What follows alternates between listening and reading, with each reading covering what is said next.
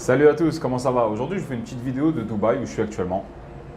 Il faut savoir que Dubaï, c'est une ville justement où l'immobilier il a explosé depuis des années. En ce moment, ils connaissent un léger ralentissement, mais la grande différence qu'ils ont avec la France, c'est qu'eux, ils exploitent sur la hauteur. Du coup, on n'est pas limité au niveau du foncier, on part sur la hauteur. Ça a ses avantages et ses inconvénients, mais ce n'est pas le but de cette vidéo. Dans cette vidéo, je vais vous parler de la crise des subprimes.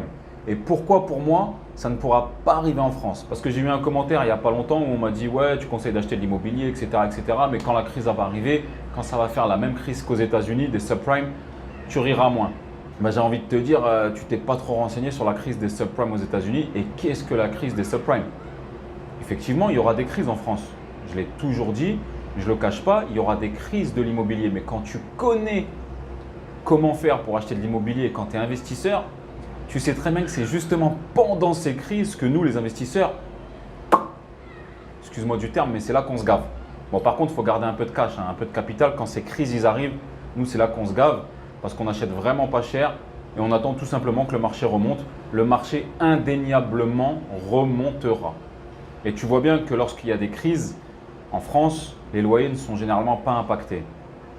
Tu as déjà vu ton propriétaire te dire « Ouais, là, il y a la crise, ton loyer va baisser ». Non, ce qui est impacté, c'est le prix de l'immobilier parce que les taux remontent. Et du coup, je l'ai expliqué dans une autre vidéo, les ventes se font de moins en moins, psychologie des masses, effet de foule, ça commence à en parler à la télé. Moins 40% de ventes sur le premier semestre, tout le monde commence à flipper, à mettre en vente. Les acheteurs, ils voient ça, ils ont peur, du coup, ils n'achètent pas. Et effet boule de neige, les prix descendent et les vrais investisseurs, ils achètent à ce moment-là et ils se gavent. Voilà, mais revenons sur le sujet. Pourquoi la crise des subprimes? Pour moi, ça ne peut pas arriver en France. La France a beaucoup de défauts, mais quand même sur ça, elle est quand même assez sérieuse. Je vais t'expliquer. En fait, les banques américaines, elles se sont retrouvées, elles se sont fait prendre à leur propre jeu. Pourquoi? Elles se sont dit, tiens, le marché américain, parlons de Miami par exemple, disons Miami, ne cesse d'augmenter depuis des années. Elles voulaient faire encore plus d'argent. Elles se sont dit, tiens, il y a un marché à prendre avec les gens à risque. Ceux-là, il y a un gros marché à prendre parce que ceux-là veulent acheter de l'immobilier, mais on ne leur prête pas. Donc, on va nous prêter à ces gens-là. Ce sont des profils risqués, des personnes à risque. Et non seulement on va leur prêter, mais on va leur rajouter sur la tronche une prime de risque. Et en plus, on va leur prêter à taux variable. Au pire, s'ils n'arrivent pas à rembourser, on vend la maison qui aura certainement augmenté et on rembourse le prêt. Je vais t'expliquer pourquoi après les banques se sont fait prendre à leur propre jeu. Donc, elles ont commencé à prêter à ce marché des gens dits à risque. Ça a super bien marché. Il y avait énormément de monde. Limite, tu arrives avec une carte de bus, on te prêtait. Je plaisante, hein, mais pour t'expliquer, c'est un peu ça. Et en plus de ça, c'est qu'on te prêtait à taux variable. Et un taux variable non capé. La différence avec la France, c'est que le peu de taux variable qu'il y a, c'est capé. C'est par exemple, tu empruntes à 2, c'est capé à plus 1%, moins 1%. Bon, parfois plus 2, moins 2, mais allez. En général, c'est plus 1, moins 1. C'est-à-dire qu'au pire des cas, tu montes à 3% et tu sais ce que ça va te faire payer. Dans le tableau d'amortissement, il y a déjà ta traite. Au pire des cas, ça descend d'1% et tu sais ce que tu vas économiser dans le tableau d'amortissement aussi. C'est déjà marqué le plus 1, moins 1. Donc, dans tous les cas, tu sais où tu mets les pieds. Aux États-Unis, ce qui s'est passé, c'est qu'ils ont emprunté à des taux variables qui étaient au départ très bas. 2006, 2007, c'était très très bas. Et après, la Fed, l'équivalent de la Banque centrale américaine, a remonté ses taux directeurs. Donc, lorsque les taux directeurs ont remonté, les taux variables ont commencé à remonter. Alors, tu t'imagines bien que des gens qui payaient 800 $ pour un appartement ou une maison, ça a commencé à monter progressivement puisque la grosse erreur qu'ils ont fait, et là où est la différence avec la France, c'est que leur taux variable n'était pas capé. Ils pouvaient monter à l'infini, descendre à l'infini. Mais eux, ils se sont dit jamais, jamais ça va monter. Jamais ça ne montera de… C'était inconcevable que ça monte de plus 5, plus 6, plus 7. Tu comprends? Donc pour eux, c'était inconcevable. Et voilà la différence avec la France, c'est quand même la France sur ça. Elle a un filet de sécurité. Déjà, si tu es à risque, elle ne va pas te prêter. La différence avec les États-Unis, c'est que là, quand tu étais à risque, ils te prêtaient. On t'harcelait au téléphone, toute la journée, on voulait te vendre du prêt. Du coup, ils ont voulu faire de l'argent avec la misère des gens et ça s'est retourné contre eux. Donc, la Banque centrale américaine a commencé à remonter ses taux. Donc, des gens qui commençaient à payer 800 $ ont commencé à payer 900, et puis 1000, et puis 1002. Donc, jusqu'à là, ils tenaient la baraque. Et puis, quand après, ça a explosé à 1007, 1008, 2000, plus personne ne pouvait payer. Et donc, ce qui s'est passé, c'est que comme plus personne ne pouvait payer, on s'est retrouvé avec des dizaines de maisons en vente, sans compter les banques qui ont saisi les maisons de ceux qui ne pouvaient pas payer, qui les ont mis en vente. Et on s'est retrouvé avec des dizaines et des dizaines de biens sur le marché. Et on en revient à ce que je t'ai dit, chaque business de ce monde, chaque business sur cette terre est lié sur l'offre et la demande. Donc, dans ce cas précis, on s'est retrouvé avec beaucoup plus d'offres que de demandes, couplé et mixé avec ce que je t'ai expliqué tout à l'heure, la psychologie des foules et l'effet de masse où les gens ils ont eu peur, ils ont commencé à entendre qu'il y avait la crise et tout, donc tu avais beau mettre le prix que tu voulais, ça ne partait pas. Donc les gens n'ont pas acheté, ils se sont dit tiens c'est bizarre, comment ça se fait que d'un seul coup il y a 2000 maisons à vendre, les prix divisés par deux, ou il y a anguille sous roche. Anguille sous roche, c'est le réflexe de l'homme. Non, j'achète pas. Et là où les investisseurs ont été malins, c'est que eux ils savent, quand tu es investisseur comme moi, comme toi bientôt, tu sais que là c'est le bon moment. Nous, on est en dehors de leurs codes, de leurs règles. On sait quand c'est le bon moment. Seulement là il fallait du cash. Et pour te dire, moi, j'ai voulu y monter dans cette crise, j'ai voulu aller acheter là-bas.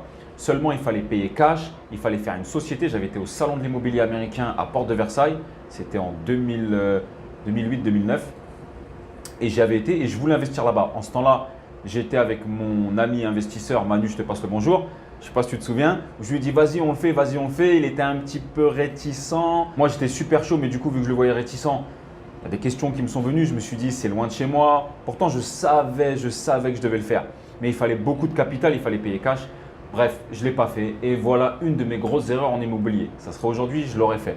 Parce que ceux qui l'ont fait, et voilà, c'est là où c'est triste. Ceux qui l'ont fait, eh ben, ils ont tout simplement acheté, ils ont attendu, ils ont tenu contre vents et marées et indéniablement, l'immobilier est remonté.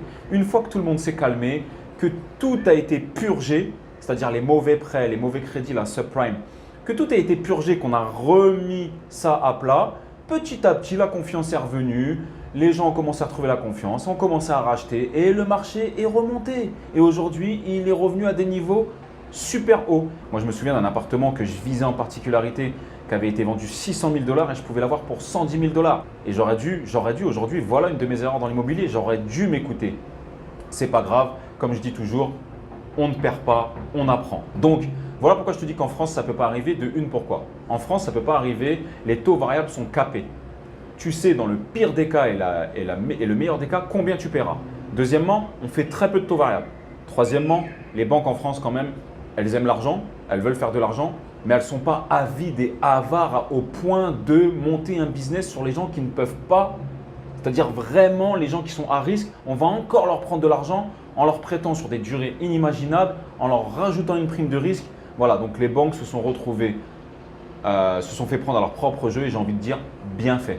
Voilà, du coup, elles ont perdu énormément d'argent. Ça a mené à des faillites comme Lehman Brothers, des banques institutionnelles. Et j'ai envie de le dire, bien fait.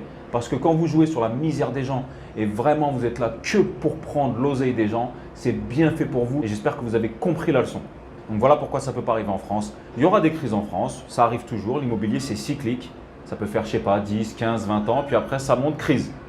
Hop, ça stagne un peu et ça reprend, tu vois. Donc c'est cyclique. Il suffit juste au moment de la crise en France d'avoir un peu de capital, de laisser passer turbulences et marées et de tenir les bateaux tranquillement. Les loyers, eux, au pire, ils vont stagner, mais ça ne baissera pas. Et pourquoi, encore une fois, je te répète, c'est la loi de l'offre et la demande. L'offre et la demande, c'est ce qui est basé sur tous les business du monde. Tu vois bien qu'on est de plus en plus. Tu vois bien qu'à chaque humain, à un moment de sa vie, il doit se loger, c'est indéniable. Et la France, elle n'a pas fait comme à Dubaï, où elle construit, elle exploite la hauteur.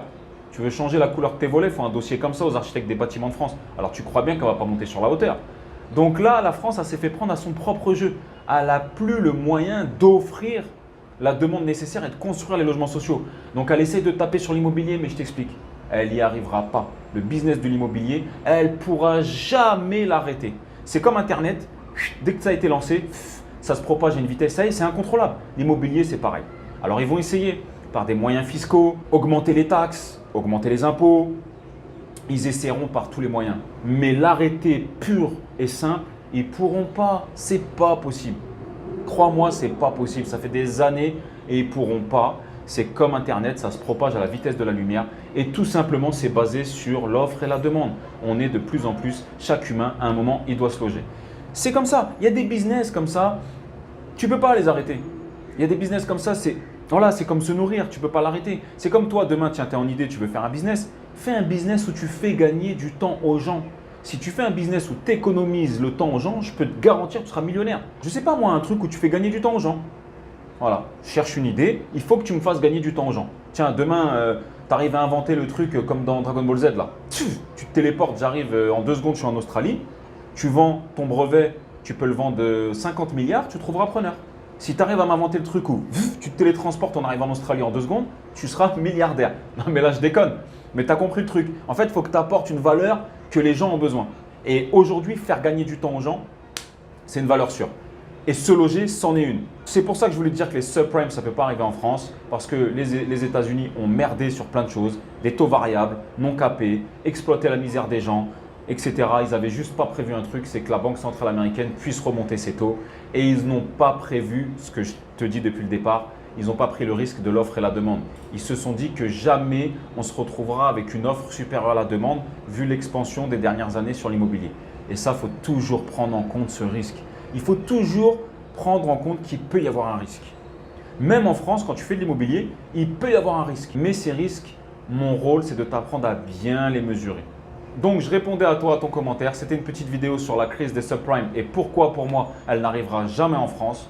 Parce qu'on n'a tout simplement pas le même système. Et les banques françaises, elles sont comme elles sont, elles ont des défauts. Mais elles ont quand même la qualité de ne pas exploiter la misère des gens jusqu'à aller à te prêter à des personnes à risque où ils savent que tu vas te foutre dedans. C'est-à-dire que ces gens-là, on leur prêtait sans même étudier le dossier au minimum et prendre un minimum de garantie. Voilà, c'était une petite vidéo en direct de Dubaï. J'espère que vous vous portez bien. Je vous dis à très bientôt. Ciao!